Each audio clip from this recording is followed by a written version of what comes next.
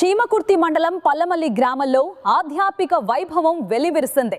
శ్రీరాముల వారి దేవస్థాన ప్రతిష్ఠా మహోత్సవం భక్తుల కోలాహలం మధ్య అత్యంత వైభవంగా జరిగింది. ఈ పవిత్ర కార్యక్రమంలో సంతనూతలపాడు నియోజకవర్గ శాసనసభ్యులు గౌరవనీయులు శ్రీ బిఎన్ విజయ్ కుమార్ గారు ముఖ్య అతిథిగా పాల్గొని స్వామివారికి ప్రత్యేక పూజలు నిర్వహించారు. ఈ సందర్భంగా గ్రామస్తులు ఎమ్మెల్యే గారికి ఘన స్వాగతం పలికారు.